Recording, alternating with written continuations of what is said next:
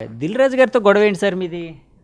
ఏ అసలు చాలా ఫూలిష్నెస్ అండి, ఒట్టిది అబద్ధం. పూర్తినే అండి అది, అంటే మామూలుగా ఈ బయట ప్రచారం అంతేనండి.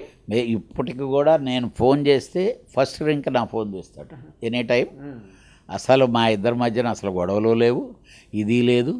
ఈ కౌన్సిల్ ఎలక్షన్లో లేకపోతే ఈయో అలాంటి ఇది కాదు. ఆయన్ని రాంగ్ ట్రాక్లో పెట్టారు. రాజు పరిస్థితి ఏంటంటే, రాజు కాంట్రవర్షియల్ మనిషి కాదు, కానీ నాకు రాజు సినిమా ఇండస్ట్రీకి వచ్చి నుంచి నాకు తెలుసు.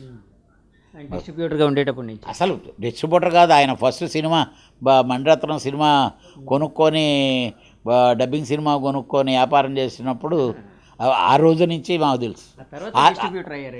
ఆ తర్వాత ఎప్పుడో డిస్ట్రిబ్యూటర్ అయ్యాడు. అవన్నీ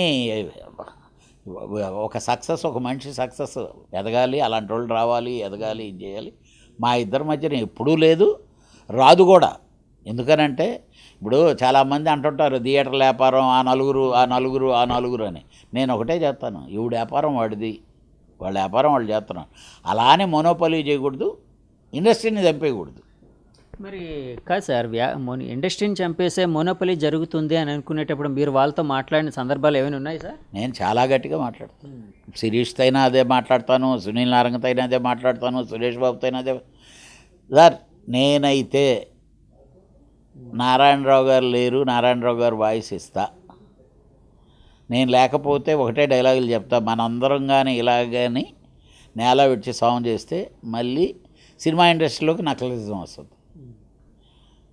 10 మంది అనేది వస్తుంది అంతే కదా. 10 మంది కడుపు మండితే ఏం చేస్తారు?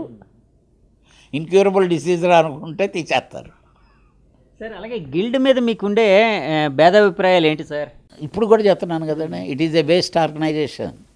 నిద్రలేస్తే కొట్టుకు చేస్తుండేది వాళ్ళు. ఇంకా వాళ్ళేంటి నాయకత్వం, వాళ్ళేంటి ఇది చెప్పండి. గిల్డ్ అనేది ఒక 20 మంది కలిపి పెట్టుకుంది ఆర్గనైజేషన్. అంటే 20 మంది కొరకు కాదండి, 20 మంది కలిపి వ్యాపారం. వాళ్ళు అనొచ్చు మేము యాక్టివ్ ప్రొడ్యూసర్స్ సినిమాలు తీస్తున్నాం 100%. అంటే నీవు ఎలక్షన్లో ఒక దగ్గర గెలవలేకపోతే, చెరువు మీద అలిగి ముడ్డి గడుక్కోకపోతే నీకే వాసన వస్తుంది. నిద్రలేసి వాళ్ళ సమస్యలు వాళ్ళు తీర్చుకోలేకున్నారు. ఈరోజు వాళ్ళు ఒకరి మీద ఒకరు వాళ్ళు ఉద్దిగ్గా ఉన్నారా? లేరు కదా. సో అదే ప్రాబ్లం అంటారు సార్. సినిమా ఇండస్ట్రీ బాగుపడాలి, మళ్ళీ పూర్వపు రోజులు రావాలంటే ఏదైనా మీరు ఇచ్చే సూచన కానీ సలహా కానీ కొత్త వాళ్ళకి కానీ పాత వాళ్ళకి కానీ ఏం లేదండి. మనతోటే ఉండే ప్రతి ముందు ప్రొడ్యూసర్ బాగుంటే ఇండస్ట్రీ బాగుంటుందండి. ప్రొడ్యూసర్ని చంపేద్దామని ఆర్టిస్టులు అనుకోకూడదు, టెక్నీషియన్లు అనుకోకూడదు, ఎగ్జిబిటర్లు అనుకోకూడదు, డిస్ట్రిబ్యూటర్లు అనుకోకూడదు. అలాగే డిస్ట్రిబ్యూటర్ని చంపేద్దామని ప్రొడ్యూసర్ అనుకోకూడదు. అలానే ఆర్టిస్టులకి టెక్నీషియన్కి మాట్లాడుకున్న డబ్బులు అవసరానికి ఎక్కువ రేట్లు మాట్లాడుకొని డబ్బులు ఎగ్గొడదామని చెప్పి ప్రొడ్యూసర్ అనుకోకూడదు.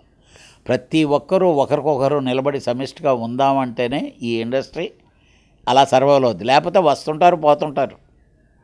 రేపు ఇంకోరు. ఈరోజు సినిమా ఇండస్ట్రీ స్టార్ట్ అయిన దగ్గర నుంచి ఏ హీరోలన్నా క్యారీ అయిపోయారా చివరిదాకా? ఏ ఫ్యామిలీ అయినా క్యారీ అయిపోయిందా? ఏమీ ఉండదు. ఎన్టీ రామారావు గారి వంశం ఉంది, అవి ఎంతవరకు వస్తుంది అనేది ఎవరు చెప్పగలరు? మన మంచితనాన్ని కొంతవరకు కాపాడుద్ది. నేను అందుకే చెప్తుంటా, శ్రీకాంత్ లాంటి వాడు ఉన్నాను అనుకోండి, ఈరోజు వరకు అతను హీరో స్టార్డమ్ తగ్గినా కానీ సినిమాలు చేసి అతను బిహేవియర్. సినిమా ఇండస్ట్రీకి కావాల్సింది బిహేవియర్ అండి. మనం మంచిగా ఉండటం, మన ఎదుటివాడు మనతో డిపెండ్ అయిన వాడు బాగుండాలని కోరుకోవటం. ఈరోజే మనం సంపాదించేసుకొని వెనకేసుకొని వెళ్తే ఏమీ చేసేది లేదు. నువ్వు జీతం తీసుకుంటున్నావు, వాడు అప్పు తెచ్చిస్తున్నాడు, ఎక్కడి నుంచి తెచ్చిస్తున్నాడు. ప్రొడ్యూసర్ బాగుండాలని కోరుకోవాలని నేను చెప్తాను. సార్ థ్యాంక్ యూ సార్, అభిమానంగా ఇంత టైం నా కోసం స్పెండ్ చేసినందుకు థ్యాంక్ యూ వెరీ మచ్ అండి.